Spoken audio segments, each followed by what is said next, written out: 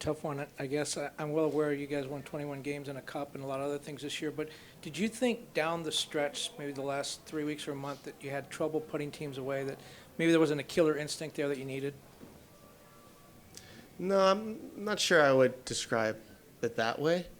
Um, I do think we could have created a few more chances, clear chances. I think there was a few really good moments we created, but we're not really clean in the final pass. Or tonight, for me, it seemed more like the decision. It seemed a little rushed and hectic, which in the end looked sloppy.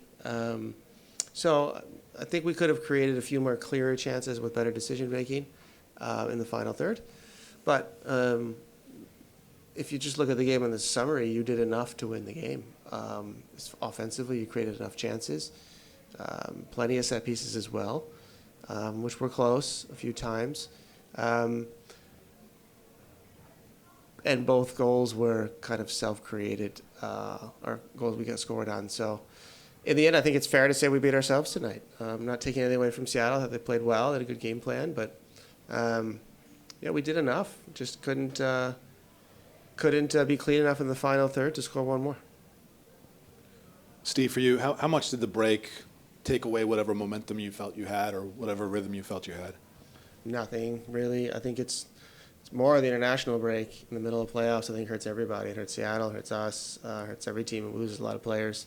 It's not ideal. Love to see that change in the future. It just sort of takes the emphasis off what we're doing in the MLS, really. But it's not the reason for the loss tonight, nor is a break.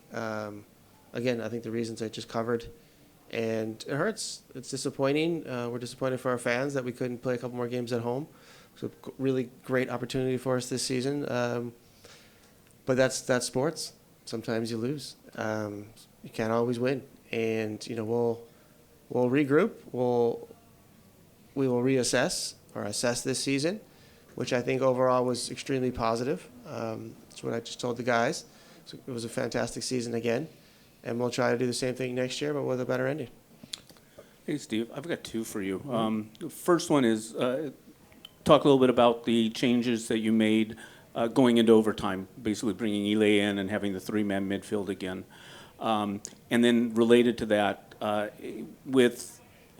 when you went to the 3-2-2-3, losing Ile in midfield, in what ways did that impact you guys? How did that change the way you played? Was that something? What did you miss when he wasn't in there?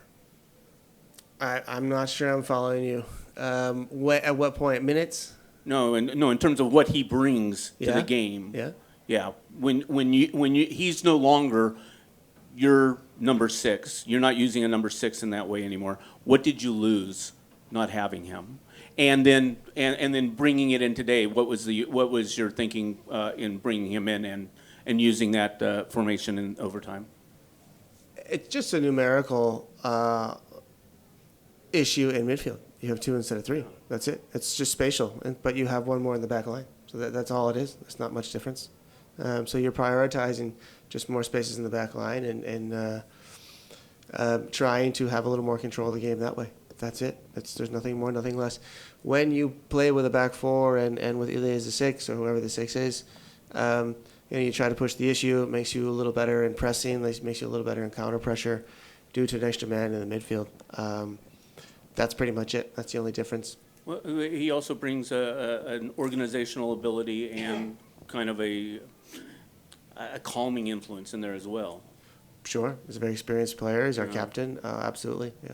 Okay. That kind of also goes with the position. I think a lot of players who play that position understand that they're the stabilizer, they're the catalyst of the group, and kind of connect the back and the front. Okay. Then my second question is just this team. We saw you play some brilliant soccer this year, and it seemed to hit a little bit of a snag, and we didn't see the same team after Giroux arrived.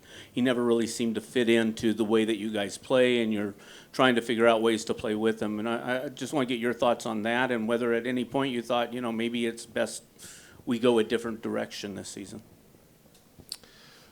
We tried a couple different things. Using Maddie as a 9 is a little different presence. It's more of a playing 9, if you will, somebody who wants the ball at his feet, who can find better pockets, and more of a connector. And Olivier is more of a target, like Kai is.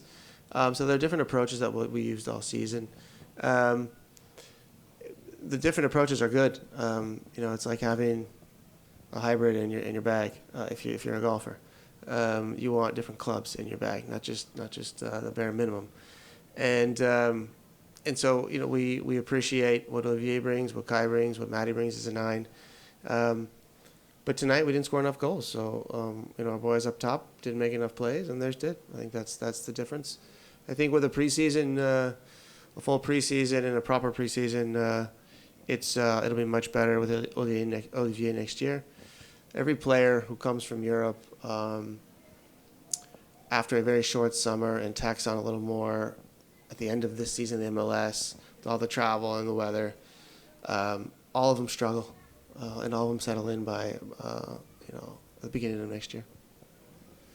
Coach, talking about next year as well, players like Kai Kamara and Carlos Vela, not really knowing what next year could hold. Can you talk a little bit about what it meant to have Kai throughout the season, and if this is it, because it's a team option, not a player option for Carlos next year, the impact of Carlos towards the end of this year and what he means to the club as its centerpiece? Yeah, what he's achieved and what he's done for the club the past 7 years has been amazing. And, he's rightly so very well loved by the fans and by us. And, players get older. We all get older at different rates. And eventually the time comes where you're going to have to stop. I'm not the one who decides that. The player does. And, we'll sit together, management and coaching staff, and figure out, how we can improve from this year. And whether that's with those two you mentioned and with others as well, we'll figure out. But for now, we'll analyze first, find out where the weak spots are, where we can improve. We'll look at it statistically. We'll look at it subjectively as well. And, we'll be prepared for next season because the season starts off with a lot of games. Along those lines, Steve, you talked about this a little bit just now, but in the cycle of this project, do you feel like you continue with what you've built so far? Do you foresee there being significant changes, or do you want to evolve the team in a certain way? Unfortunately, we can't evolve teams the way we want in this league. There are many obstacles due to rosters and rules, regulations, all of the above. So it's you can't build on something and just keep adding ornaments and pieces to improve. When you want to improve in certain areas, you might have to let other areas go. And so it's always about managing the balance of that and, obviously figuring out the finances of it all. We feel like we're in a good spot to improve this team for next year, which was the complete opposite of last season. We started off with a very, very thin roster and ended up adding later. But we feel good where we're at right now and how we'll start next season. And we're looking forward to fielding a stronger team next year than we did this year. That feels like an endorsement you just gave for maybe a switch to a fall-spring calendar then? I don't have any say in it, but I wouldn't be objected to that. I played that my entire career, and so I have nothing against having summers off.